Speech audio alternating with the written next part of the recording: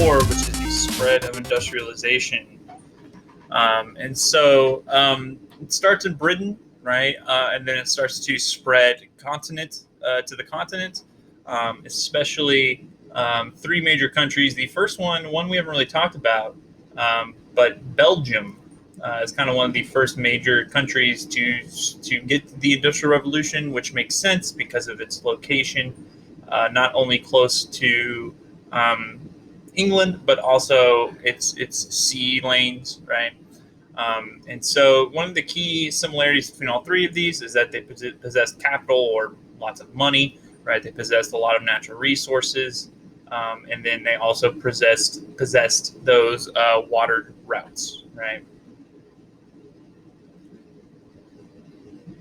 Water transportation. Okay. And then later on, we'll see it spread to three other main countries. It will eventually spread worldwide, of course, but the United States, Japan, and Russia will also get in on the early Industrial Revolution, or at least be the kind of major powers of the early revolution, right?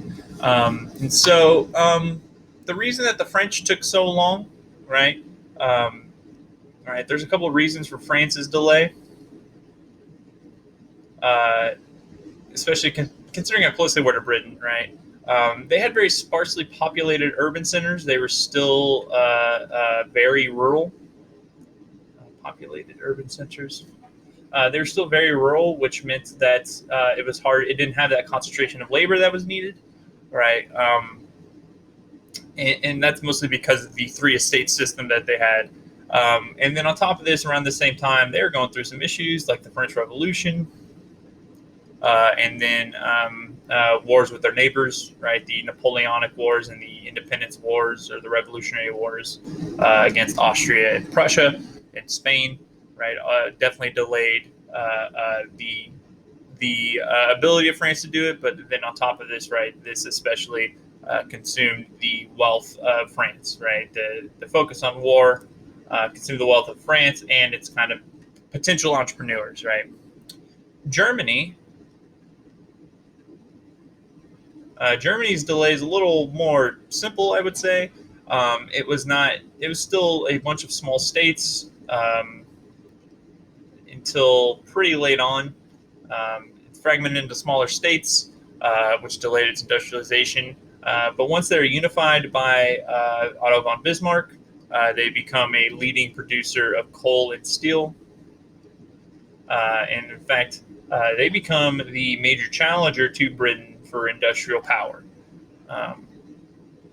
within Europe and the world until the United States kind of becomes a major player. Speaking of the United States, let's talk about the United States' role, right? They began industrializing in the early 19th century, which makes sense, right? That's pretty much right when the country started to form. They've been around for maybe a decade or so before that. And so by 1900, they are a leading, if not the leading industrial force in the world. And one of the major reasons for their success is human capital. What human capital simply means is a workforce, right? They had people.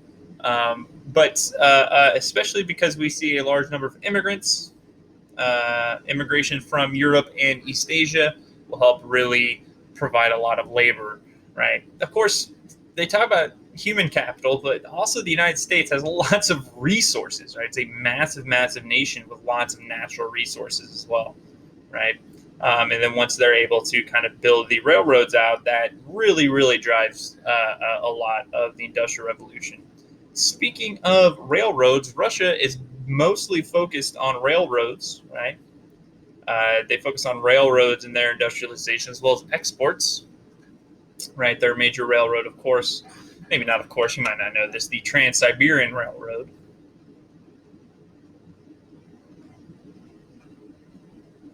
Right.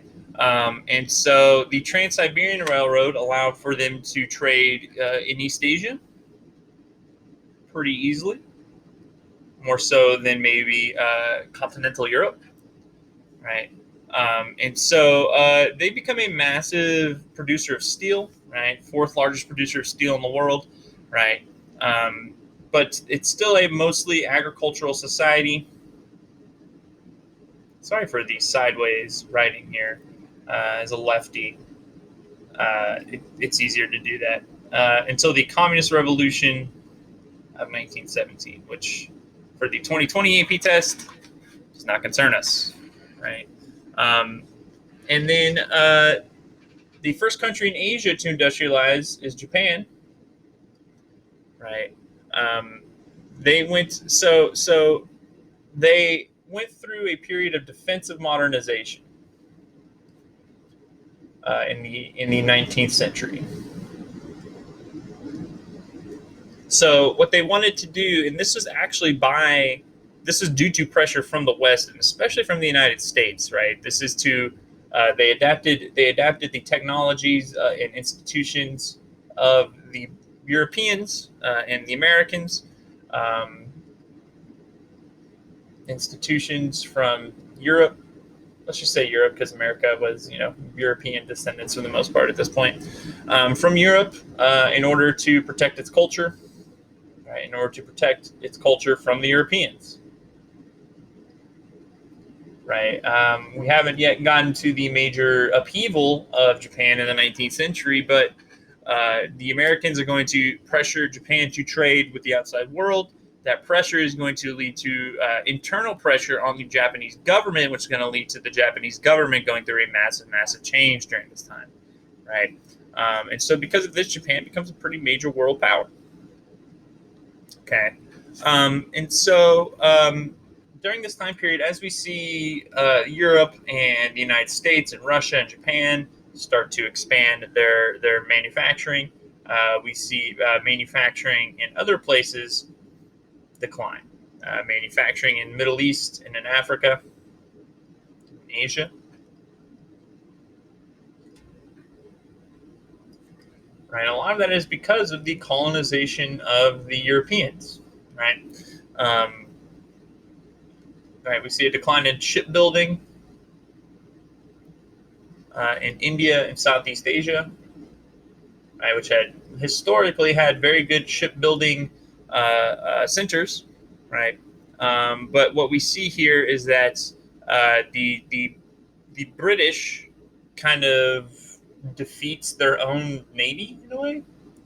The British mismanagement of Indian shipyards and ineffective leadership, right, causes a problem, right? And so basically, what happens is that the British East India Company, which has been in charge in India for this whole time up to this point, British East India Company becomes their ships become the Indian Navy, right? And then those get disbanded, right, and by the British government later, basically effectively ending the need for India to produce uh, any ships, right, or Southeast Asia for that matter. Okay, so those kind of go away during this time period. Okay, we also see the demise of iron production in India.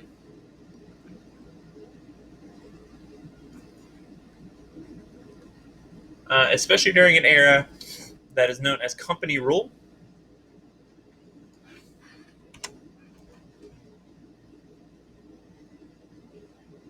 So, company rule was when the British East India Company ruled India. It's not forever. They will rule until the mid 1800s when some pretty terrible things occur, and then the British government realizes they should probably take over, right? And so, what we see here are to protect British mining, right? We see steep tariffs on Indian mining, right? Steep tariffs on Indian iron, or let's just say Indian metals, and maybe more than iron, right? Leads to a decline in mining,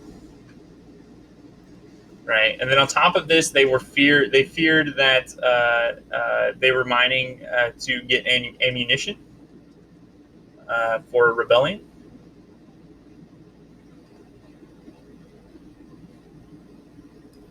Okay. Um, and so we see that really come to a head with the Arms Act of 1878, right, which banned restricted access to minerals and production of guns within India, right? And so we see an abandonment of mining, right? Okay. And so that's going to lead to a decline in mining in India until the 20th century, right? The early 20th century. All right. Lastly is textiles, and there are two major textile countries: India again, and Egypt. Right, and basically, what pushes them out of the market is the competition from European textile, or specifically British textile makers.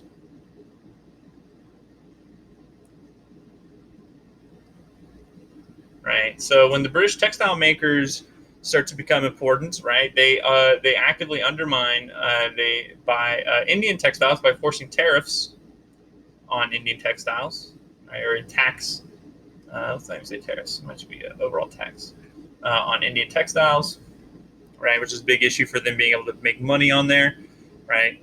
Egypt is just again the pressure on from European textile markets, right? So nothing new there. That's kind of the same thing here, right?